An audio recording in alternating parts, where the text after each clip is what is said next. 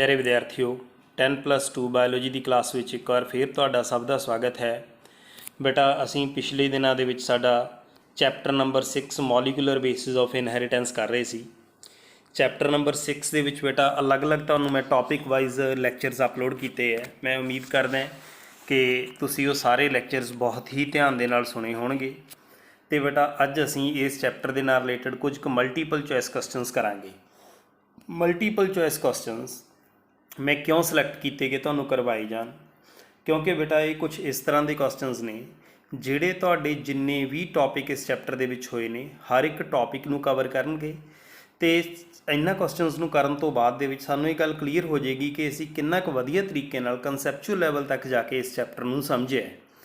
जे बेटा ये क्वेश्चनस तुहाडे तो सॉल्व नहीं हो रहे तो तुहानूं लैक्चरस दुबारा देखने चाहिए। इट मीनस ये साडी एक सैल्फ एनालिसिस हो जाएगी कि असीं चैप्टर नूं वधिया तरीके नाल समझ पाए हैं कि नहीं समझ पाए। मैं क्वेश्चन बेटा तुहानूं बोलूँगा, इत्थे स्क्रीन दे उत्ते आउणगे, तुसीं भी उसका आंसर जज करोगे तो नाल मैं तुहानूं फिर उसकी एक्सप्लेनेशन ते आंसर जिहड़े हैगे वो दिंदा जाऊँगा। सो बेटा अज दा काम आपां स्टार्ट करते हैं। साडा सब तो पहला क्वेश्चन है, इन अ DNA strand the nucleotides are linked together by। बेटा हुण देखो DNA का स्ट्रक्चर असी कीता सी।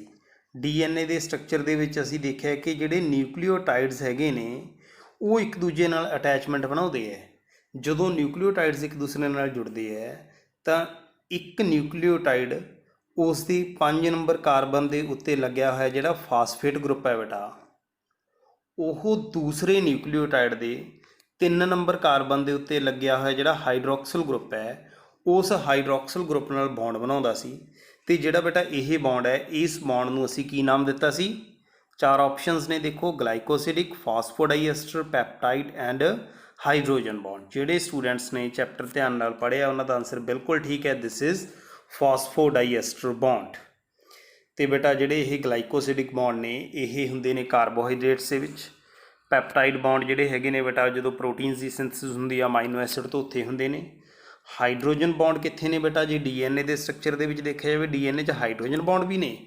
इहदे च की ने जिहड़े नाइट्रोजन बेसिस ने वो एक दूसरे नाल डबल ते ट्रिपल बॉन्ड दे नाल जुड़े हुए ने। जिहड़ा एडीनिन है वो जिहड़ा हैगा बेटा थायमीन नाल डबल बॉन्ड ते साइटोसिन गुआनिन नाल ट्रिपल बॉन्ड जिहड़े बना रहे हैं, इन्हां बॉन्ड्स नूं असीं हाइड्रोजन बॉन्ड्स कहने हैं। सो इस तरीके नाल जो फर्स्ट क्वेश्चन का आंसर आ गया that is phosphodiester bond. Now let's move towards next question. Our next question is a nucleoside differ from nucleotide। Nucleoside ते न्यूक्लियोटाइड का की डिफरेंस है? Again this is the question from the structure of DNA। Structure of DNA दे विच बेटा असीं ये देखिआ हैगा कि जिहड़े अलग अलग न्यूक्लियोटाइड्स ने एक दूजे नाल जुड़दे ने, बट जे एक न्यूक्लियोटाइड की कंपोजिशन समझी जाए तो वो की सी बेटा? एक न्यूक्लियोटाइड की कंपोजिशन दे विच मैं तुहानूं दस्सिआ सी कि इस तरीके नाल बेटा एक अपने कोले शूगर मॉलीक्यूल हुंदा है, डीऑक्सीराइबोस शूगर है। डीऑक्सीराइबोस शूगर की जी 1 नंबर कार्बन 2 3 4 तो इत्थे 5 नंबर कार्बन। 1 नंबर कार्बन के नाल बेटा लग जाता है कोई भी नाइट्रोजन बेस। जदों 1 नंबर कार्बन नाल नाइट्रोजन बेस बन लग जाता है तो जिहड़ा बेटा ये स्ट्रक्चर बन जाता है इसनूं असीं कहने न्यूक्लियोसाइड। तो इसे न्यूक्लियोसाइड दे विच जदों 5 नंबर के उत्ते इत्थे फास्फेट ग्रुप भी लग जाता है बेटा, तो फास्फेट ग्रुप लगन तो बाद ये बन जाता है न्यूक्लियोटाइड। ਇਹਦਾ मतलब ये गल क्लीयर होगी कि न्यूक्लियोसाइड ते न्यूक्लियोटाइड का डिफरेंस ये है कि न्यूक्लियोटाइड कोले फॉस्फेट होंदा है तो न्यूक्लियोसाइड कोले नहीं होंदा। सो आपां अपना क्वेश्चन देखते हैं। साडा क्वेश्चन की सी? A nucleoside differ from nucleotide. Nucleoside nucleotide तो किवें डिफर करता है? इट लैक्स की नहीं होंदा बेटा इहदे विच फॉस्फेट ग्रुप न्यूक्लियोसाइड दे विच नहीं होंदा। So correct answer is C. Now the third question, both deoxyribose and ribose belongs to a class of sugars called.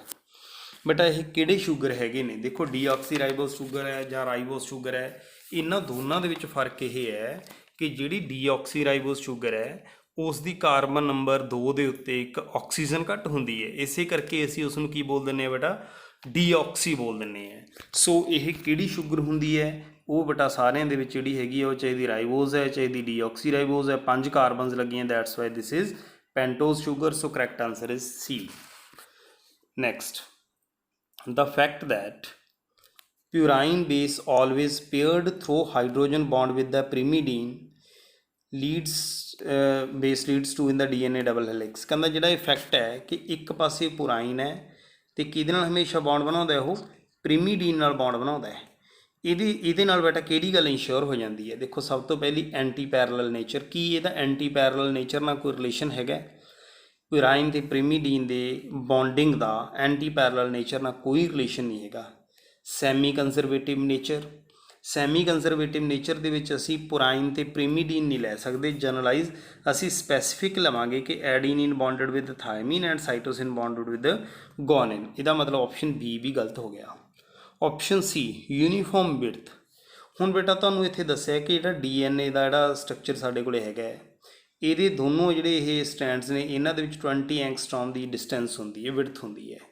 ਇਹ ਵਿਡਥ ਇਸੇ ਕਰਕੇ ਮੇਨਟੇਨ ਰਹਿੰਦੀ ਹੈ ਕਿਉਂਕਿ ਇੱਕ ਪਾਸੇ ਪੁਰਾਈਨ ਹੈ ਅਤੇ ਦੂਸਰੇ ਪਾਸੇ ਪ੍ਰੀਮੀਡੀਨ ਹੈ।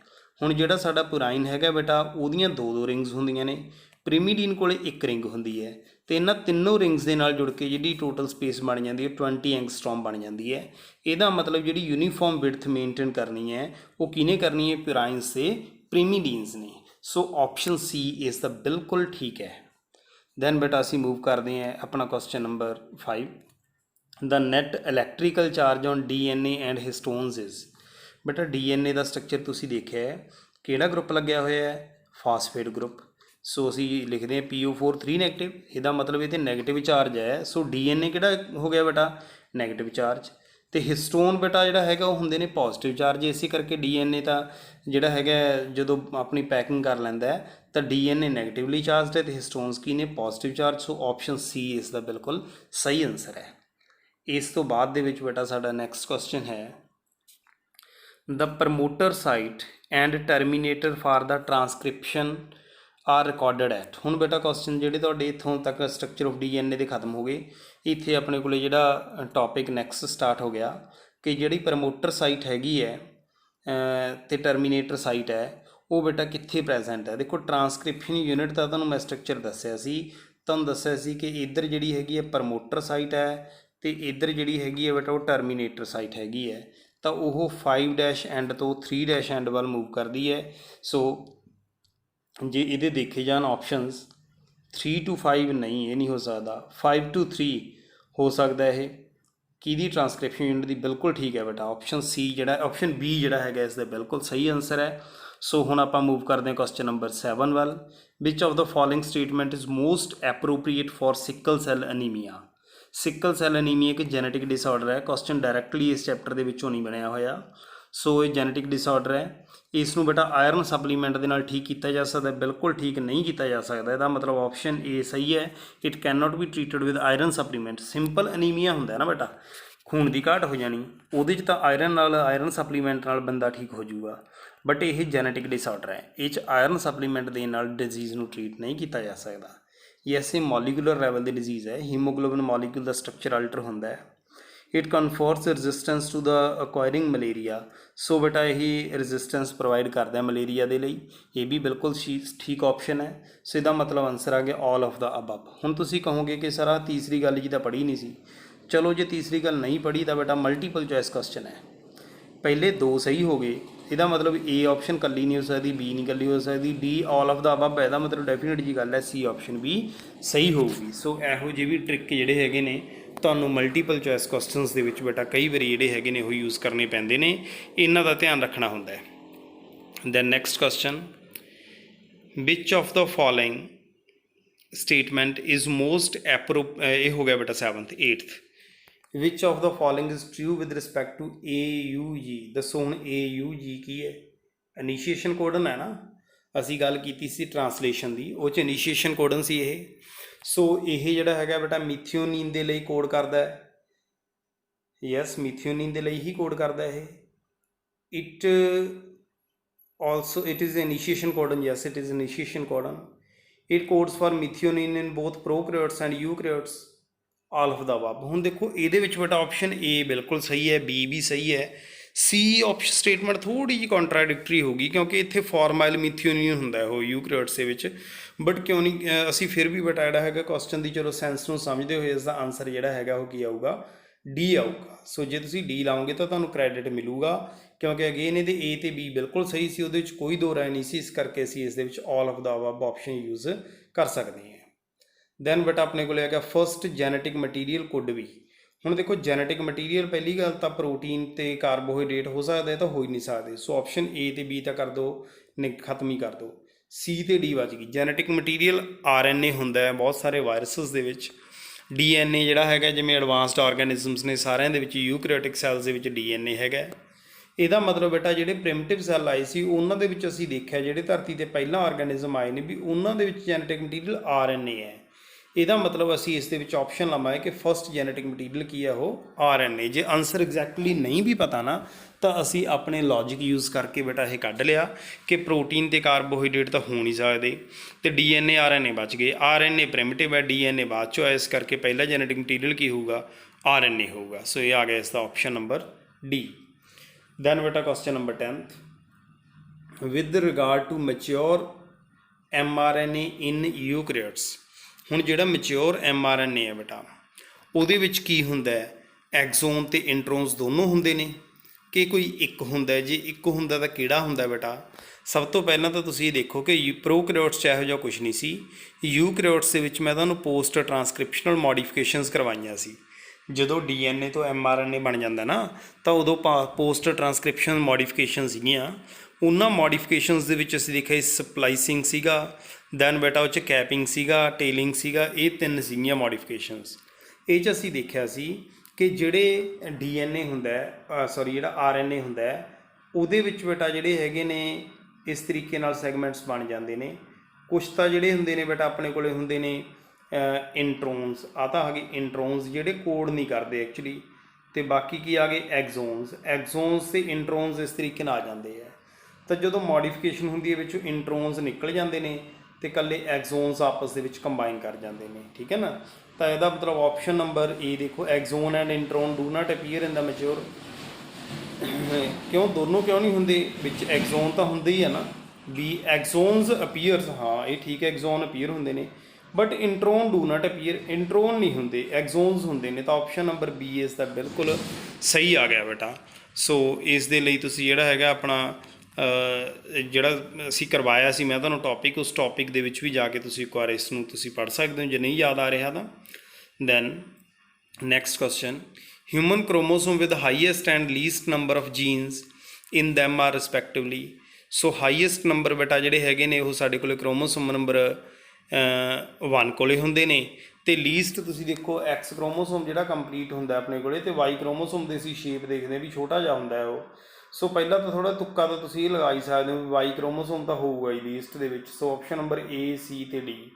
ਅਤੇ ਇਹਦੇ ਵਿੱਚੋਂ ਬੇਟਾ ਜਿਹੜੀ ਹੈਗੀ ਆਪਣੇ ਕੋਲੇ ਹਾਈਐਸਟ ਕਿਹਦੇ ਕੋਲੇ ਨੇ, ਤੁਸੀਂ ਯਾਦ ਰੱਖ ਲਓ, ਕ੍ਰੋਮੋਸੋਮ ਨੰਬਰ 1 ਕੋਲੇ ਹੈ। ਸੋ ਆਪਸ਼ਨ C ਇਸ ਦਾ ਬਿਲਕੁਲ ਸਹੀ ਹੈ। Next, who amongst the following scientists had no contribution in the development of double helical model of the structure of DNA। ਇਹ 'ਚ ਬੇਟਾ 4 ਸਾਇੰਟਿਸਟ ਦੇ ਨਾਮ ਦਿੱਤੇ ਹੋਏ ਨੇ। ਚਾਰਾਂ ਦੇ ਵਿੱਚੋਂ ਜਿਹੜੇ ਹੈਗੇ ਨੇ ਤੁਹਾਨੂੰ ਮੈਂ ਚਾਰਗੈਫ ਅਤੇ ਮੈਜ਼ਲਸਨ ਐਂਡ ਸਟੇਹਲ ਪੜ੍ਹਾਇਆ ਹੋਇਆ। ਮੈਜ਼ਲਸਨ ਅਤੇ ਸਟੇਹਲ ਦਾ ਇੱਕ ਐਕਸਪੈਰੀਮੈਂਟ ਸੀ, ਯਾਦ ਕਰੋ ਕਾਹਦੇ ਵਾਸਤੇ ਸੀ ਐਕਸਪੈਰੀਮੈਂਟ ਉਹ, ਜਿਹ 'ਚ ਅਸੀਂ ਬੇਟਾ ਉਹ ਨਾਈਟ੍ਰੋਜਨ ਲੈ ਲਿਆ ਸੀ ਰੇਡੀਓ ਐਕਟਿਵ ਕਰਕੇ। ਇਹਦਾ ਮਤਲਬ ਉਹ ਤਾਂ ਸਿਰਫ ਜਿਹੜਾ ਹੈਗਾ ਸਟਰਕਚਰ ਆਫ ਉਹ ਜਿਹੜਾ ਹੈਗਾ ਜੈਨੇਟਿਕ ਮਟੀਰੀਅਲ ਦੱਸ ਰਿਹਾ ਸੀ ਕਿ DNA ਜੈਨੇਟਿਕ ਮਟੀਰੀਅਲ ਹੈ, ਅਤੇ ਉਹਦੀ ਸੈਮੀ ਕੰਜ਼ਰਵੇਟਿਵ ਨੇਚਰ ਬਾਰੇ ਗੱਲ ਉਸ ਦੇ ਵਿੱਚ ਕਰ ਰਿਹਾ ਸੀ। ਬਟ ਡਬਲ ਹੈਲੀਕਲ ਮਾਡਲ ਬਣਾਉਣ ਵਾਸਤੇ ਉਹਦੇ ਵਿੱਚ ਕੋਈ ਕੰਟਰੀਬਿਊਸ਼ਨ ਨਹੀਂ ਸੀਗੀ, ਇਸ ਕਰਕੇ ਆਪਸ਼ਨ ਡੀ ਅਸੀਂ ਇੱਥੇ ਲਵਾਂਗੇ correct answer. Next, DNA is the polymer of nucleotides which are linked to each other by 3 to 5 phosphodiester bond। So DNA ਜਿਹੜਾ ਹੈਗਾ ਨਿਊਕਲੀਓਟਾਈਡ ਦਾ ਪੋਲੀਮਰ ਹੈ, ਬਿਲਕੁਲ ਠੀਕ ਹੈ। ਫਾਸਫੋਡਾਈਐਸਟਰ ਬੌਂਡ ਬਣੇ ਹੋਏ ਨੇ, ਬਿਲਕੁਲ ਠੀਕ ਗੱਲ ਹੈ। ਟੂ ਪ੍ਰੀਵੈਂਟ ਪੋਲੀਮਰਾਈਜੇਸ਼ਨ ਆਫ ਨਿਊਕਲੀਓਟਾਈਡਸ, ਅਸੀਂ ਇਹ ਚਾਹੁੰਦੇ ਹਾਂ ਕਿ DNA ਦੇ ਵਿੱਚ ਪੋਲੀਮਰਸ ਬਣਨ ਨਾ, ਵੀ ਨਿਊਕਲੀਓਟਾਈਡ ਅੱਡ ਅੱਡ ਹੀ ਰਹਿਣ। ਤਾਂ ਸਾਨੂੰ ਉਹਦੇ ਲਈ ਕੀ ਕਰਨਾ ਪਊਗਾ? ਤੁਸੀਂ ਦੇਖੋ ਬੇਟਾ ਕਿ ਪੋਲੀਮਰ ਬਣਦੇ ਕਿਵੇਂ ਨੇ, ਫਾਸਫੋਡਾਈਐਸਟਰ ਬੌਂਡ ਨਾਲ। ਮੈਂ ਤੁਹਾਨੂੰ ਚੈਪਟਰ ਦੇ ਸਟਾਰਟਿੰਗ ਦੇ ਵਿੱਚ ਹੀ, ਇਸ ਅੱਜ ਦੇ ਲੈਕਚਰ ਦੇ ਸਟਾਰਟਿੰਗ ਦੇ ਵਿੱਚ ਹੀ ਦੱਸਿਆ ਹੈ ਕਿ ਇਸ ਤਰੀਕੇ ਨਾਲ ਆਪਣੇ ਕੋਲੇ ਮੋਲੀਕਿਊਲ ਹੁੰਦਾ। ਇੱਥੇ ਲੱਗ ਜਾਂਦਾ ਨਾਈਟ੍ਰੋਜਨ ਬੇਸ, ਇੱਥੇ ਲੱਗ ਜਾਂਦਾ ਫਾਸਫੇਟ ਗਰੁੱਪ। ਇਹ ਫਾਸਫੇਟ ਗਰੁੱਪ ਜਿਹੜਾ ਹੈਗਾ ਅਗਲੇ DNA ਦੇ 3 ਨੰਬਰ ਕਾਰਬਨ 'ਤੇ ਲੱਗੇ ਹਾਈਡਰੋਕਸਲ ਗਰੁੱਪ ਨਾਲ ਬੌਂਡ ਬਣਾਉਂਦਾ ਹੈ। ਸੋ ਜੇ ਅਸੀਂ ਆਹ 3 ਨੰਬਰ 'ਤੇ ਲੱਗੇ ਹੋਏ ਹਾਈਡਰੋਕਸਲ ਗਰੁੱਪ ਨੂੰ ਰਿਮੂਵ ਕਰ ਦਈਏ ਤਾਂ ਕੀ ਬੌਂਡਿੰਗ ਹੋਊਗੀ? ਨਹੀਂ ਹੋਣੀ। ਜਦੋਂ ਬੌਂਡਿੰਗ ਨਹੀਂ ਹੋਊਗੀ ਤਾਂ ਇਹਦਾ ਮਤਲਬ ਪੋਲੀਮਰਾਈਜੇਸ਼ਨ ਵੀ ਨਹੀਂ ਹੋਊਗੀ। ਸੋ ਦੇਖੋ ਰਿਮੂਵ ਔਰ ਰਿਪਲੇਸ 3 ਹਾਈਡਰੋਕਸਿਲ ਗਰੁੱਪ ਇਨ ਦਾ ਡੀਆਕਸੀਰਾਈਬੋਸ। 3 ਨੰਬਰ ਤੇ ਲੱਗੇ ਹਾਈਡਰੋਕਸਿਲ ਗਰੁੱਪ ਨੂੰ ਰਿਮੂਵ ਕਰ ਦਿਓ, ਪੋਲੀਮਰਾਈਜੇਸ਼ਨ ਨਹੀਂ ਹੋਊਗੀ। ਹਾਂਜੀ ਬੇਟਾ, ਸਾਡਾ ਨੈਕਸਟ ਕੁਐਸਚਨ ਹੈ question number 14। Discontinuous synthesis of DNA occur in one strand. So बेटा असी ना डीएनए सेंसिस का जोड़ा स्ट्रक्चर जो मैकेनिज्म कराया सी मैं, इस तरीके नाल अपने को रेप्लीकेशन फॉर्क बनती है। ये 3 to 5 एंड है तो यह 5 to 3 है। तो ये उत्ते तो नवा सैगमेंट जोड़ा है बन जाता डीएनए का स्ट्रैंड कॉन्टीन्यूस बनता है क्योंकि 5 to 3 जाता है। दूजे ने भी बट 5 to 3 जाना होंगे तो वो इस करके की है वो डिसकंटीन्यू स्ट्रैंड बन जाते हैं। तुहानूं दस्सिया सी मैं ओकाजाकी फ्रैगमेंट्स बन जाते हैं। ਇਹਦਾ मतलब बेटा एक स्टैंड तो कंटीन्यू है, दूजे तो डिसकंटीन्यू है। रीज़न की है कि इदा क्यों है? उसका रीज़न ये है क्योंकि सिंथेसिस हमेशा 5 to 3 डैश डायरैक्शन च ही होनी होंदी है। तो जे 5 to 3 च करनी है, एक तो कंटीन्यूस हो जूगी, दूसरे तो की होगी डिसकंटीन्यू। सो इसका ऑप्शन बेटा जोड़ा है बी बिल्कुल सही हो जूगा कि जी DNA डिपेंडेंट RNA पॉलीमराइजेशन हैगी है वो सिर्फ एको ही डायरैक्शन दे विच हुंदी है। Next question is which of the following step in the termination is catalysed by RNA polymerase. RNA polymerase किहड़ा स्टैप जिहड़ा हैगा बेटा वो इन्हां चों कराउंदा है ट्रांसक्रिप्शन दे विच। ट्रांसक्रिप्शन का मतलब की है synthesis of RNA from DNA। हुण DNA तो जदों असीं बेटा RNA का स्टैंड सिंथेसाइज कर रहे हैं तो ये इनीशिएशन इलोंगेशन तो टर्मीनेशन होंदी है। RNA पॉलीमरेज ही न्यूक्लियोटाइड्स में जोड़न का काम करता है। इसका मतलब इलोंगेशन प्रोसैस च ये हैल्पफुल है। बट जो ट्रांसक्रिप्शन की जगह तो ट्रांसलेशन होंदा सॉरी रेप्लीकेशन होंदा ना DNA की सिंथेसिस फ्रॉम DNA, तो रेप्लीकेशन दे विच RNA पॉलीमरेज का काम इनीशिएशन करना होंदा है। बाद चो इलोंगेशन का DNA पॉलीमरेज करता रहिंदा क्योंकि DNA पॉलीमरेज इनीशिएट कर नहीं सकता होंदा। बट इस केस दे विच इहदा की काम है इलोंगेशन करना। Next control of gene expression takes place at the level of. तो बेटा तुहानूं मैं लैक ऑपरेंट कराया सीगा जिहदे विच तुहानूं मैं दस्सिया सी कि इस तरीके नाल अपने कोले DNA हुंदा है, ये तो RNA बन गया। RNA तो असीं की कीती है प्रोटीन सिंथेसिस। तो जदों RNA तो प्रोटीन सिंथेसिस कर रहे हैं इस लैवल ते रेगूलेशन ऑफ जीन एक्सप्रैशन हुंदा है। इसदा मतलब रेगूलेशन ऑफ जीन एक्सप्रैशन जां असीं कह सकदे कंट्रोल ऑफ जीन एक्सप्रैशन कदों हुंदा है? ट्रांसलेशन प्रोटीन सिंथेसिस के टाइम के उत्ते हुंदा है। नैक्सट जिहड़ी प्रोटीन सिंथेसिस हो रही है जिहड़े रेगूलेटरी प्रोटीन्स हैगे ने बेटा, regulatory proteins are the accessory proteins that interact with RNA polymerase. RNA polymerase नाल इंटरैक्ट करते हैं and affect its role in transcription.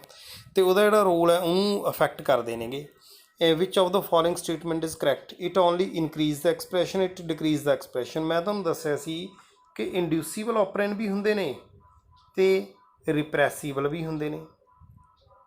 असी लैक ऑपरेंट च देखिया कि जदों वो आंदा है तो वो इनीशिएट करता है, तो ट्रिप्टोफन ऑपरेंट च असी देखिया कि ट्रिप्टोफन की प्रेजेंस दे विच रिप्रैशन हो जाता है।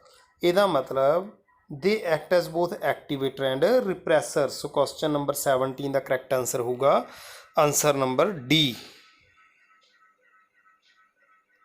सो बेटा next question is which was the last human chromosome to be completely sequenced. So असी हुण एंड ते बिल्कुल एंड ते जिहड़ा क्रोमोसोम कंप्लीटली सीक्वेंस किया बेटा याद रखने वाली गल ये तो क्वेश्चन नंबर इसका क्रोमोसोम नंबर 1 हैगा। सो क्रोमोसोम नंबर 1 दे विच वैसे मैक्सिमम नंबर ऑफ जीन्स होंदे हैगे, ये भी याद रखने वाली गल उपर करवाया सी। Which of the following are the functions of RNA। RNA की काम करता? बहुत सौखा क्वेश्चन है, बहुत ही ज़्यादा। It is a carrier of the genetic information from DNA to ribosome. कि यह DNA तो जिहड़े राइबोसोम ते प्रोटीन सिंथेसिस हुंदी उत्थे तक इनफॉर्मेशन कैरी करता है? बिल्कुल करता है। किहदे थ्रू करता है? mRNA के थ्रू। ऑप्शन नंबर ए सही। B it carries amino acid to ribosomes. करता है tRNA लैके जाता है अमाइनो एसिड में राइबोसोम तक, ये भी सही है। तीसरा it is the constituent component of ribosome. Ribosome का कॉन्स्टीट्यूएंट कंपोनेंट का RNA हैगी है। इसका मतलब इस दे विच तीनों ही ऑप्शनस ठीक ने। सो ये क्वेश्चन का आंसर आ गया डी। तो हुण बेटा आप नैक्सट क्वेश्चन वाल मूव करते हैं। हाँ जी बेटा नैक्सट क्वेश्चन देखो अपना। नैक्सट क्वेश्चन की है while analysing the DNA of an organism. एक ऑर्गेनिज्म का जो DNA एनालाइज किया आ total number of 5386 nucleotides were found. इन्ने न्यूक्लियोटाइड मिले out of which the proportion of different bases were adenine 29% है, गोनिन 17 है, साइटोसिन 32 है, थायमिन 17 है। तो चेरगैफ रूल लगा के असीं देखना कि किहड़ी स्टेटमेंट सही है। पहला बटा स्टेटमेंट्स फिर पढ़ाऊँगा। पहला तुहानूं आ उपर वाली जिहड़ी स्टेटमेंट है ना, ये जिहड़ी मेन स्टेटमेंट है ये समझाउणा है, फिर आपां इहदियां ऑप्शनस वल जावांगे। ਇਹ देखो तुसीं फिर ਆਪਾਂ ਗੱਲ ਕਰਦੇ ਹਾਂ कि ਬਾਇਓ ਵਾਲੇ ਨੂੰ ਤਾਂ ਨਮੈਰੀਕਲਸ ਆਉਂਦੇ ਨਹੀਂ, ਆ ਗਿਆ ਨਾ ਨਮੈਰੀਕਲ ਬਾਇਓ ਦੇ ਪੇਪਰ 'ਚ ਵੀ ਆ ਜਾਂਦਾ ਹੁੰਦਾ, ਤਾਂ ਇਹਦੇ ਲਈ ਸਾਨੂੰ ਇਹ ਰੂਲ ਆਉਣਾ ਜ਼ਰੂਰੀ ਹੈ। ਰੂਲ ਕੀ ਕਹਿੰਦਾ? ਰੂਲ ਇਹ ਕਹਿੰਦਾ ਹੈ ਕਿ ਜਿਹੜਾ ਪਿਊਰਾਈਨਸ ਹੈ ਪ੍ਰੀਮੀਡੀਨਸ ਨਾਲ ਕੰਬਾਈਨ ਕਰਦੇ ਹੈ, ਕਿਉਂਕਿ ਐਡੀਨੀਨ ਥਾਇਮੀਨ ਨਾਲ ਕੰਬਾਈਨ ਕਰਦਾ, ਸਾਈਟੋਸਿਨ ਗੋਨਿਨ ਨਾਲ ਕੰਬਾਈਨ ਕਰਦਾ। ਇਹਦਾ ਮਤਲਬ ਜਿੰਨੀ ਐਡੀਨੀਨ ਦੀ ਅਮਾਊਂਟ ਹੋਊਗੀ ਉਨੀ ਥਾਇਮੀਨ ਦੀ ਅਮਾਊਂਟ ਹੋਊਗੀ। ਸੋ ਮੰਨ ਲਓ ਆਪਾਂ ਨੂੰ ਕੱਲੀ ਐਡੀਨੀਨ ਦਿੱਤੀ ਹੋਈ ਹੈ, ਐਡੀਨੀਨ ਦੀ ਅਮਾਊਂਟ ਜੇ 29% ਹੈਗੀ ਹੈ, 29%, ਤਾਂ ਦੇਖੋ ਇਸ ਨੂੰ, ਹਾਂਜੀ ਕੱਲਾ ਐਡੀਨੀਨ ਹੈ ਆਪਣੇ ਕੋਲੇ 29%। ਜੇ ਐਡੀਨੀਨ 29% ਹੈ ਤਾਂ ਥਾਇਮੀਨ ਵੀ 29% ਹੋਊ। ਇਹ ਗੱਲ ਤਾਂ ਕਨਫਰਮ ਹੋ ਗਈ ਕਿਉਂਕਿ ਐਡੀਨੀਨ ਥਾਇਮੀਨ ਨਾਲ ਲੱਗਿਆ ਹੋਇਆ ਹੈ। ਜੇ ਡਬਲ ਸਟੈਂਡਰਡ ਮੋਲੀਕਿਊਲ ਹੈ, ਐਡੀਨੀਨ 29 ਹੈ, ਥਾਇਮੀਨ ਵੀ 29 ਹੋਊ। तो हुण एडीनीन ते थायमीन का जोड़ की हो गया फिर 29 ते 29 कितना हो गया 58। ਇਹਦਾ मतलब 58% तो यह हो गया। इस तो इलावा दूसरा पेयर किहड़ा सी, cytosine combined with guanine. So जे एडीनीन ते थायमीन 58% है तो साइटोसिन ते गोनिन ਇਹਦਾ मतलब 42% होगा, तो ही वो जिहड़ा हैगा 100 बनूगा पूरा। ठीक है ना, ਇਹਦਾ मतलब एडीनीन ते थायमीन 58% है, साइटोसिन ते गोनिन 42 है। ਹੁਣ ਸਾਈਟੋਸਿਨ ਦੀ ਅਮਾਊਂਟ ਗੋਨਿਨ ਦੇ ਬਰਾਬਰ ਹੋਊਗੀ। ਜਦੋਂ ਇਹਨਾਂ ਦੋਨਾਂ ਟੋਟਲ 42 ਹੈ, ਇਹਦਾ ਮਤਲਬ ਸਾਈਟੋਸਿਨ ਵੀ 21 ਹੋਊਗਾ ਅਤੇ ਗੋਨਿਨ ਵੀ 21 ਹੋਊਗਾ। ਸੋ ਜੇ ਇਹ ਬੇਟਾ ਆਪਣੇ ਕੋਲੇ ਟਰੂਲੀ ਸੈਂਸ ਦੇ ਵਿੱਚ ਡਬਲ ਸਟੈਂਡਰਡ ਮੋਲੀਕਿਊਲ ਸੀਗਾ, ਤਾਂ ਇਹਦਾ ਮਤਲਬ ਕੀ ਹੈ ਬੇਟਾ ਕਿ ਇਸ ਡਬਲ ਸਟੈਂਡਰਡ ਮੋਲੀਕਿਊਲ ਦੇ ਵਿੱਚ ਸਾਡੇ ਕੋਲੇ DNA ਮੋਲੀਕਿਊਲ ਦੇ ਵਿੱਚ 29% ਐਡੀਨੀਨ, 29% ਥਾਇਮੀਨ, ਸਾਈਟੋਸਿਨ 21% ਅਤੇ ਗੋਨਿਨ 21% ਹੋਣਾ ਚਾਹੀਦਾ। ਤਾਂ ਹੁਣ ਸਾਡੀਆਂ ਆਪਸ਼ਨਸ ਦੇਖੋ ਕੀ ਨੇ। ਉਹ ਕਹਿੰਦਾ it is the double standard circular DNA। ਆਹ ਤਾਂ ਹੋ ਹੀ ਨਹੀਂ ਸਕਦਾ, ਕਿਉਂਕਿ ਜੇ ਡਬਲ ਸਟੈਂਡਰਡ ਹੋਊਗਾ, ਡਬਲ ਸਟੈਂਡਰਡ ਹੋਣ ਦਾ ਮਤਲਬ ਕੀ ਹੈ ਕਿ ਇਹਦੇ ਵਿੱਚ ਆ 29% ਹੈ, ਤਾਂ ਆ ਵੀ ਜਿਹੜਾ ਆਪਾਂ ਕੈਲਕੂਲੇਟ ਕੀਤਾ 21 ਕੀਤਾ। ਠੀਕ ਹੈ ਨਾ, ਅਤੇ ਆ ਵੀ ਅਸੀਂ 21 ਕੀਤਾ, ਇਹ ਅਸੀਂ 29 ਕੀਤਾ, ਇਹ ਹੋਣੀ ਚਾਹੀਦੀ ਹੈ। ਬਟ ਇਹ 'ਚ ਤਾਂ ਕੁਛ ਹੋਰ ਹੈ। ਇਹਦਾ ਮਤਲਬ ਇਹ ਡਬਲ ਸਟੈਂਡਰਡ ਸਰਕੂਲਰ DNA ਤਾਂ ਹੈ ਨਹੀਂ, ਨਾ ਹੀ ਡਬਲ ਸਟੈਂਡਰਡ ਲੀਨੀਅਰ ਹੈ, ਅਤੇ it is single standard DNA। ਹੁਣ ਸਿੰਗਲ ਸਟੈਂਡਰਡ DNA ਦੇ ਵਿੱਚ ਕਿੰਨੀ ਵੀ ਹੋ ਸਕਦੀ ਹੈ, ਕਿਉਂਕਿ ਐਡੀਨੀਨ ਆ, ਗੋਨਿਨ ਆ ਗਿਆ, ਸਾਈਟੋਸਿਨ ਆ ਗਿਆ, ਥਾਇਮੀਨ ਆ ਗਿਆ, ਕਿੰਨੀ ਵੀ ਕੰਪੋਜੀਸ਼ਨ ਇਹਦੀ ਹੋ ਸਕਦੀ ਹੈ। ਇਹਦਾ ਮਤਲਬ ਇਹ ਤੋਂ ਅਸੀਂ ਕਹਿ ਸਕਦੇ ਹਾਂ ਵੀ ਹਾਂ ਇਹ ਸਿੰਗਲ ਸਟੈਂਡਰਡ DNA ਮੋਲੀਕਿਊਲ ਹੋ ਸਕਦਾ। ਨੋ ਕਨਕਲੂਜਨ ਕੈਨ ਬੀ ਡਰਾਉਨ, ਕਿਉਂ ਨਹੀਂ ਬਈ, ਕੁਛ ਨਾ ਕੁਛ ਕਨਕਲੂਜਨ ਤਾਂ ਆਊਗਾ। ਸੋ ਇਹਦਾ ਮਤਲਬ ਇਹਦੇ ਵਿੱਚ ਆਪਸ਼ਨ A, C ਅਤੇ D ਹੋ ਗਈ ਗਲਤ, ਤਾਂ ਆਪਸ਼ਨ B ਹੋ ਗਈ ਸਹੀ। ਸੋ ਇਹ ਕੁਐਸਚਨ ਜਿਹੜਾ ਹੈਗਾ ਬੇਟਾ ਇੰਪੋਰਟੈਂਟ ਹੈ। ਇਹੋ ਜਿਹੇ ਕੁਐਸਚਨ ਬਣਦੇ ਨੇ। ਇੱਕ ਵਾਰ ਤੁਹਾਨੂੰ ਮੈਂ ਦੱਸਦਾ, ਬੋਰਡ ਐਗਜ਼ਾਮਸ ਦੇ ਵਿੱਚ ਕੁਐਸਚਨ ਆਇਆ ਸੀ ਇਹਦੇ ਨਾਲ ਹੀ ਰਿਲੇਟਡ। ਕੀ ਸੀ ਕੁਐਸਚਨ ਦੇਖੋ, ਉਹ ਆਪਣੇ ਪੰਜਾਬ ਸਕੂਲ ਐਜੂਕੇਸ਼ਨ ਬੋਰਡ 'ਚ ਆਇਆ ਸੀ। ਕਹਿੰਦਾ ਸਾਈਟੋਸਿਨ ਜਿਹੜਾ ਹੈਗਾ ਉਹ 20% ਹੈ, ਤਾਂ ਥਾਇਮੀਨ ਕਿੰਨਾ ਹੋਊਗਾ। ਜੇ ਸਾਈਟੋਸਿਨ 20% ਹੈ, ਹੁਣ ਸਾਈਟੋਸਿਨ ਕਿਹਦੇ ਨਾਲ ਕੰਬਾਈਨ ਕਰਦਾ ਹੈ, ਗੋਨਿਨ ਨਾਲ ਕਰਦਾ ਹੈ। ਇਹਦਾ ਮਤਲਬ ਜੇ ਇਹ 20% ਹੈ ਤਾਂ ਗੋਨਿਨ ਵੀ ਕਿੰਨਾ ਹੋਊਗਾ 20% ਹੋ ਗਿਆ। ਅਤੇ ਹੁਣ ਦੂਜੀ ਗੱਲ C+G ਜਿਹੜਾ ਹੈਗਾ ਉਹ ਕਿੰਨਾ ਹੋ ਗਿਆ 20 + 20 ਕਿੰਨਾ ਆ ਗਿਆ 40। ਇਹਦਾ ਮਤਲਬ A+T ਕਿੰਨਾ ਬਚ ਗਿਆ ਬੇਟਾ, ਉਹ 60 ਬਚ ਜੂਗਾ। ਜਦੋਂ 60 ਬਚ ਜੂਗਾ, ਹੁਣ ਐਡੀਨੀਨ ਥਾਇਮੀਨ ਨਾਲ ਕੰਬਾਈਨ ਕਰਦਾ ਹੈ, ਅਮਾਊਂਟ ਬਰਾਬਰ ਹੁੰਦੀ ਹੈ। ਇਹਦਾ ਮਤਲਬ ਐਡੀਨੀਨ 30% ਅਤੇ ਥਾਇਮੀਨ ਵੀ ਕਿੰਨਾ 30%। ਸੋ ਸਾਡੇ ਤੋਂ ਪੁੱਛਿਆ ਕੀ ਸੀ ਕਿ ਸਾਈਟੋਸਿਨ 20% ਹੈ, ਥਾਇਮੀਨ ਕਿੰਨਾ ਹੋਊਗਾ 30% ਹੋਊਗਾ। ਸੋ ਇਸ ਤਰ੍ਹਾਂ ਦੇ ਕੁਐਸਚਨਸ ਵੀ ਆਪਣੇ ਕੋਲ ਆ ਜਾਂਦੇ ਹੁੰਦੇ ਨੇ, ਧਿਆਨ ਰੱਖਣਾ ਹੁੰਦਾ ਬੇਟਾ ਇਹੋ ਜਿਹੇ ਕੁਐਸਚਨਸ ਦਾ। ਅੱਗੇ ਕੁਝ ਵਾਇਰਸਿਸ ਦੇ ਵਿੱਚ ਜਿਹੜਾ DNA it is synthesised by using RNA as template. ਤਾਂ ਇਹੋ ਜਿਹੇ ਬੇਟਾ ਜਿਹੜਾ DNA ਹੁੰਦਾ ਉਸ ਨੂੰ ਅਸੀਂ ਕੀ ਬੋਲਦੇ ਹੁੰਦੇ ਹਾਂ, ਉਸ DNA ਨੂੰ ਅਸੀਂ ਬੋਲਦੇ ਹਾਂ ਬੇਟਾ cDNA। ਸੋ ਆਪਸ਼ਨ ਨੰਬਰ C। ਮੈਜ਼ਲਸਨ ਅਤੇ ਸਟੇਹਲ ਦਾ ਐਕਸਪੈਰੀਮੈਂਟ ਕੀਤਾ ਸੀ, ਬਿਲਕੁਲ ਠੀਕ ਹੈ। ਉਹਦੇ ਵਿੱਚ ਕਿਹਾ ਕਿ 4 ਜਨਰੇਸ਼ਨਸ ਤੱਕ ਜਿਹੜਾ ਹੈਗਾ ਆਪਾਂ ਬੈਕਟੀਰੀਆ ਦੀ ਜਿਹੜੀ ਹੈਗੀ ਉਹ ਕੰਟੀਨਿਊ ਕੀਤਾ, ਤਾਂ 50-50, 15-14 ਅਤੇ 14-14 ਦੀ ਰੇਸ਼ੀਓ ਕੀ ਹੋਊਗੀ ਇਨ ਦਾ 4th ਜਨਰੇਸ਼ਨ। कैलकुलेट करनियाँ पैणगीਆਂ, कैलकुलेट करके वेखते हैं, नाल एक्सपैरीमेंट समझा देना नाल की सी।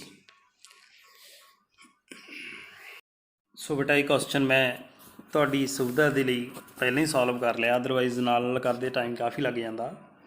ਤਾਂ ਇਹਦੇ ਵਿੱਚ ਬੇਟਾ ਕੀ ਸੀਗਾ ਸਾਡੇ ਕੋਲੇ ਕਿ ਅਸੀਂ ਸਟਾਰਟ ਕੀਤਾ ਮੈਜ਼ਲਸਨ ਐਂਡ ਸਟੇਹਲ ਐਕਸਪੈਰੀਮੈਂਟ। ਬੇਟਾ ਦੇਖੋ ਮੈਜ਼ਲਸਨ ਅਤੇ ਸਟੇਹਲ ਐਕਸਪੈਰੀਮੈਂਟ ਦੇ ਅਕੋਰਡਿੰਗਲੀ N15 ਵਾਲਾ ਜਿਹੜਾ ਹੈਗਾ ਆਪਣੇ ਕੋਲੇ DNA ਉਹਨੇ ਲੈ ਲਿਆ, ਅਤੇ ਇਹ ਜਿਹੜਾ N15 ਵਾਲਾ ਜਿਹੜਾ DNA ਹੈਗਾ ਇਸ ਦੇ ਨਾਲ N14 ਜਿਹੜਾ ਹੈਗਾ ਬੇਟਾ ਉਹ ਦਿੱਤਾ ਗਿਆ ਰੈਪਲੀਕੇਸ਼ਨ ਦੇ ਲਈ।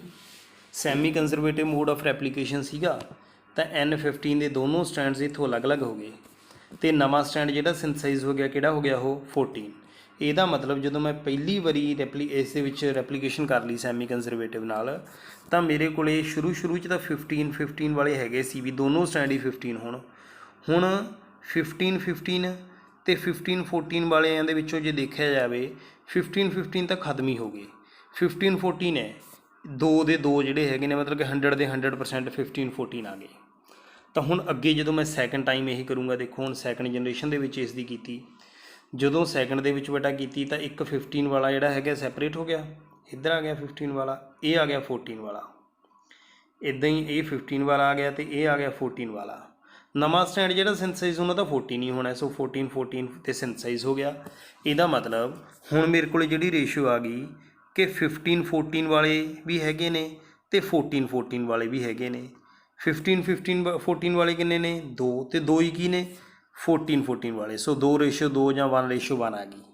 ਜਦੋਂ ਮੈਂ ਥਰਡ ਟਾਈਮ ਇਹੀ ਕੀਤਾ ਤਾਂ ਹੁਣ ਉਹਨਾਂ ਨੂੰ ਮੈਂ ਸੈਪਰੇਟ ਕੀਤਾ, ਸੈਪਰੇਟ ਕਰ ਲਿਆ, 15 ਵਾਲਾ ਇੱਧਰ ਆ ਗਿਆ, ਦੇਖੋ ਦਿਖਾਇਆ ਹੋਇਆ, ਅਤੇ ਅੱਗੇ ਜਿਹੜਾ ਹੈਗਾ 14 ਵਾਲਾ ਹੋ ਗਿਆ, ਆਹ ਦੋਨੇ 14 ਵਾਲੇ ਸੈਪਰੇਟ ਹੋ ਗਏ। ਇੱਧਰੋਂ ਵੀ ਦੇਖਿਆ ਜਾਵੇ ਆਹ 15 ਵਾਲਾ ਹੋ ਗਿਆ, ਇਹ 14 ਵਾਲਾ ਹੋ ਗਿਆ, ਆਹ ਦੋਨੇ 14 ਵਾਲੇ ਸੈਪਰੇਟ ਹੋ ਗਏ। ਨਵੇਂ ਤਾਂ ਜਿਹੜੇ ਹੈਗੇ ਨੇ 14 ਦੇ ਹੀ ਬਣਨੇ ਹੈ। ਇਹਦਾ ਮਤਲਬ ਜਦੋਂ ਅਸੀਂ ਤੀਸਰੀ ਜਨਰੇਸ਼ਨ ਦੇ ਐਂਡ ਦੇ ਉੱਤੇ ਪਹੁੰਚੇ ਤਾਂ ਇਹਦੇ ਵਿੱਚੋਂ ਤੁਸੀਂ ਰੇਸ਼ੋ ਕੈਲਕੂਲੇਟ ਕਰੋ, ਮੇਰੇ ਕੋਲ ਜਿਹੜੇ 15-14 ਵਾਲੇ ਹੈਗੇ ਨੇ ਉਹ ਹੈਗੇ ਨੇ 1 and 1 2, ਅਤੇ 14 ਵਾਲੇ ਜਿਹੜੇ ਹੈਗੇ ਨੇ ਉਹ ਹੈਗੇ ਨੇ 1 2 3 4 5 6 ਨੇ, ਸੋ 2 6 ਆ ਗਏ। ਹੁਣ ਮੈਂ ਕਰਦਾ ਫੋਰਥ ਟਾਈਮ, ਜਦੋਂ ਫੋਰਥ ਟਾਈਮ ਕਰਦਾ ਤਾਂ ਤੁਸੀਂ ਦੇਖੋ ਇਹਦਾ ਅੱਧੇ ਦਾ ਮੈਂ ਇੰਨੇ ਕੁ ਦਾ ਦਿਖਾਇਆ ਹੋਇਆ, ਇਹਦਾ ਵੀ ਸੇਮ ਹੀ ਆਊਗਾ। ਤਾਂ ਇਹਦੇ ਵਿੱਚੋਂ 15 ਵਾਲਾ ਸੈਪਰੇਟ ਕਰ ਲਿਆ, 14 ਵਾਲਾ ਕਰ ਲਿਆ, 14 ਵਾਲੇ ਦੋਨੋਂ ਸੈਪਰੇਟ ਕਰ ਲਏ, 14 ਵਾਲੇ ਦੋਨੋਂ ਕਰ ਲਏ, 14 ਵਾਲੇ ਦੋਨੋਂ ਸੈਪਰੇਟ ਕਰਤੇ, ਬਾਕੀ ਬਣ ਗਏ ਨਵੇਂ ਸਟੈਂਡਸ। ਤਾਂ ਜਦੋਂ ਮੈਂ ਕੈਲਕੂਲੇਟ ਕਰਦਾ 15-14 ਵਾਲਾ, ਆਹ ਸਾਰੇ 14 ਵਾਲੇ, ਸਿਮਿਲਰਲੀ ਇੱਧਰ ਇੱਕ 15-14 ਵਾਲਾ ਅਤੇ ਬਾਕੀ ਦੇ 14 ਵਾਲੇ, ਤਾਂ ਮੇਰੇ ਕੋਲ 15-14 ਵਾਲਾ ਇੱਕ ਇੱਧਰੋਂ ਆ ਗਿਆ, ਇੱਕ ਇੱਧਰੋਂ ਆ ਜੂ, ਕਿੰਨੇ ਆ ਗਏ 2। 14 ਵਾਲੇ 1 2 3 4 5 6 7 ਇੱਧਰੋਂ ਆ ਗਏ, 7 ਇੱਧਰੋਂ ਆਏ, ਕਿੰਨੇ ਆਣਗੇ 14। 15 ਵਾਲੇ ਕਿੰਨੇ ਹੋ ਗਏ 0, ਸੋ ਮੇਰੀ ਰੇਸ਼ੋ ਆ ਗਈ 0 2 and 4। 0 2 and 4 ਦਾ ਕੀ ਮਤਲਬ ਹੋਇਆ 0 1 and 7, so correct answer 0 1 7 ratio ਜਿਹੜੀ ਹੈਗੀ ਹੋਣੀ ਚਾਹੀਦੀ ਹੈ। ਹੁਣ ਆਪਾਂ ਜਾਂਦੇ ਹਾਂ ਆਪਣੀ ਉਹਨਾਂ ਕੁਐਸਚਨਸ ਵੱਲ, ਦੇਖਦੇ ਹਾਂ ਕਿ ਉੱਥੇ ਆਪਸ਼ਨ ਹੈ ਕਿ ਨਹੀਂ ਹੈ। ਹਾਂਜੀ ਬੇਟਾ ਇਹਨਾਂ ਚਾਰੋਂ ਆਪਸ਼ਨਸ ਦੇ ਵਿੱਚੋਂ ਇਹਦੇ 'ਚ ਆਪਸ਼ਨ ਨੰਬਰ D 0 1 7 ਹੈ। ਇਹਦਾ ਮਤਲਬ ਇਸ ਦਾ ਆਨਸਰ ਆ ਗਿਆ ਕੁਐਸਚਨ ਨੰਬਰ 22 ਦਾ ਕਿਹੜਾ ਆ ਗਿਆ answer D। Then next, if the sequence of nitrogen base of the coding strand of DNA is this, what will be the sequence of RNA transcript would be। ਜਿਹੜੇ RNA ਬਣ ਗਏ ਤਾਂ ਉਹਦੇ DNA ਦੀ sequence ਇਹ RNA ਤੁਸੀਂ ਜੱਜ ਕਰਨੀ। ਬਹੁਤ ਸਿੰਪਲ ਕੁਐਸਚਨ ਹੈ, ਸੋ ਇਹ ਤੁਸੀਂ ਆਪ ਕਰੋਗੇ ਬੇਟਾ। ਇਹਦੀਆਂ 4 ਆਪਸ਼ਨਸ ਦਿੱਤੀਆਂ ਹੋਈਆਂ ਨੇ, ਦੇਖ ਲਿਓ। ਦਾ RNA ਪੋਲੀਮਰੇਜ਼ ਹੋਲੋ ਇੰਜ਼ਾਈਮ ਟਰਾਂਸਕ੍ਰਾਈਬਸ, ਜਿਹੜਾ ਆਪਣੇ ਕੋਲੇ RNA ਪੋਲੀਮਰੇਜ਼ ਹੈਗਾ ਬੇਟਾ, ਉਹ ਕੀ ਕੁਝ ਟਰਾਂਸਕ੍ਰਾਈਬ ਕਰਦਾ, ਪ੍ਰਮੋਟਰ, ਸਟਰਕਚਰਲ ਜੀਨ ਅਤੇ ਟਰਮੀਨੇਟਰ, ਇਹਨਾਂ ਤਿੰਨਾਂ ਨੂੰ ਕਰਦਾ। ਪ੍ਰਮੋਟਰ ਅਤੇ ਟਰਮੀਨੇਟਰ ਨੂੰ ਕਰਦਾ, ਸਟਰਕਚਰਲ ਅਤੇ ਟਰਮੀਨੇਟਰ ਨੂੰ ਕਰਦਾ, ਜਾਂ ਸਿਰਫ ਜਿਹੜਾ ਹੈਗਾ ਬੇਟਾ ਉਹ ਆਪਣੇ ਕੋਲੇ ਜਿਹੜੇ ਸਟਰਕਚਰਲ ਜੀਨਸ ਨੇ ਉਹਨਾਂ ਸਟਰਕਚਰਲ ਜੀਨਸ ਨੂੰ ਕਰਦਾ। ਤਾਂ ਹੁਣ ਦੇਖੋ ਬੇਟਾ ਟਰਮੀਨੇਟਰ ਤਾਂ ਦੇਖੋ ਟਰਾਂਸਕ੍ਰਾਈਬ ਹੁੰਦਾ ਹੀ ਨਹੀਂ ਹੈਗਾ ਨਾ, ਆਪਾਂ ਜਿਹੜਾ ਹੈਗਾ ਉਹ ਵੇਖਿਆ ਹੀ ਹੋਇਆ ਉਸ ਦੇ ਵਿੱਚ। ਤਾਂ ਇਹਦਾ ਮਤਲਬ ਆਪਣੇ ਕੋਲੇ ਇਹਦੇ ਵਿੱਚ ਜਿਹੜਾ ਸਟਰਕਚਰਲ ਜੀਨ ਆ ਜਾਊਗਾ option number D। Next, if the base sequence of codon in mRNA is 5 to 3 AUG, ਤਾਂ tRNA ਦੇ ਵਿੱਚ ਕੀ ਹੋਊਗੀ। ਪਹਿਲੀ ਗੱਲ ਤਾਂ ਜੇ ਇੱਥੇ 5 to 3 ਹੈ ਤਾਂ tRNA 'ਚ ਵੀ 5 to 3 ਹੋਊਗੀ, ਭੁਲੇਖਾ ਨਾ ਖਾ ਜੀ ਵੀ ਉੱਧਰ 3 to 5 ਹੋਊਗੀ। ਫਿਰ ਐਡੀਨਿਨ ਦਾ ਕਿਹੜਾ ਹੋਊ ਸਾਈਟੋਸਿਨ, ਅਤੇ ਯੂਰਾਸਿਲ ਦਾ ਕਿਹੜਾ ਹੋਊਗਾ ਨਹੀਂ, ਐਡੀਨਿਨ ਦਾ ਜਿਹੜਾ ਹੈਗਾ ਬੇਟਾ ਉਹ ਹੋਊਗਾ ਯੂਰਾਸਿਲ, ਤੇ ਯੂਰਾਸਿਲ ਦਾ ਕੀ ਹੋਊਗਾ ਐਡੀਨਿਨ, ਗਵਾਨਿਨ ਦਾ ਕੀ ਹੋਊਗਾ ਸਾਈਟੋਸਿਨ। ਸੋ UAC ਆਪਸ਼ਨ ਨੰਬਰ A। ਸੋ 25 ਦਾ ਜਿਹੜਾ ਹੈਗਾ ਬੇਟਾ ਆਪਣੇ ਕੋਲ ਆਪਸ਼ਨ A ਆਉਣੀ ਚਾਹੀਦੀ ਹੈ।